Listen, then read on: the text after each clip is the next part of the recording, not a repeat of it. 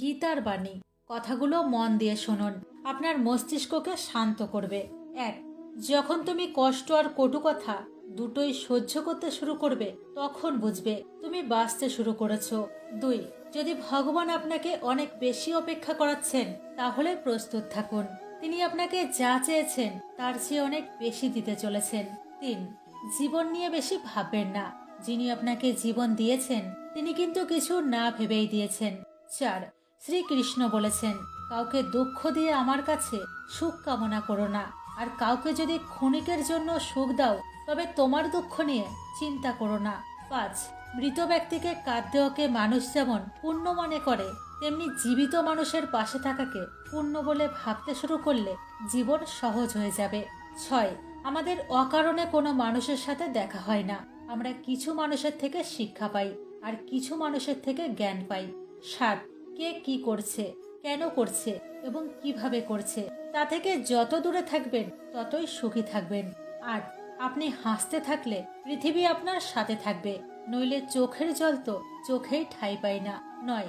যদি কেউ আপনার ভালো কাজকে সন্দেহ করে, তাহলে মন খারাপ করবেন না, কারণ সন্দেহ সর্বদা স্বর্ণের বিশুদ্ধতার ওপর করা হয়, কয়লার কালো দাগের ওপর নয়। 10.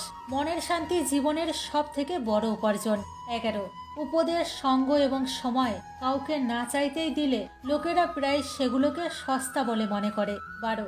একজন মানুষ যত শান্ত হয়, সে তত গভীরভাবে বুদ্ধিমত্তা ব্যবহার করতে পারে। 13.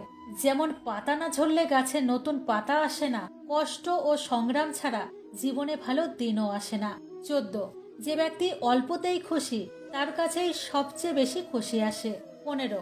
যতক্ষণ আপনি ভয় পাবেন, ততক্ষণ আপনার জীবনের সব সিদ্ধান্ত লোকেরাই নিয়ে নেবে। 16.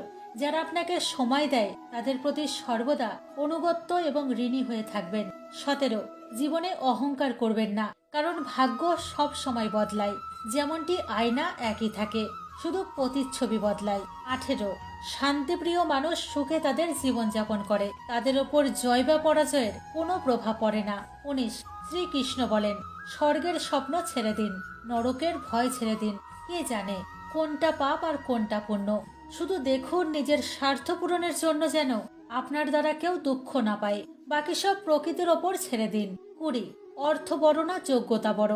খারাপ সময়ে যে পাশে থাকে, সেই সব থেকে বড়।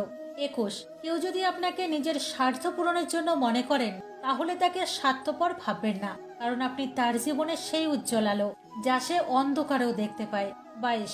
সবাইকে নিজের গোপন কথা বলবেন না, কারণ যে আজ আপনার সাথে আছে, কাল সে আপনার বিপরীতেও থাকতে পারে। আপনি যদি ভগবান শ্রীকৃষ্ণের পরম ভক্ত হয়ে থাকেন, তাহলে যাবার আগে কমেন্ট বক্সে একবার রাধে রাধে অবশ্যই লিখুন।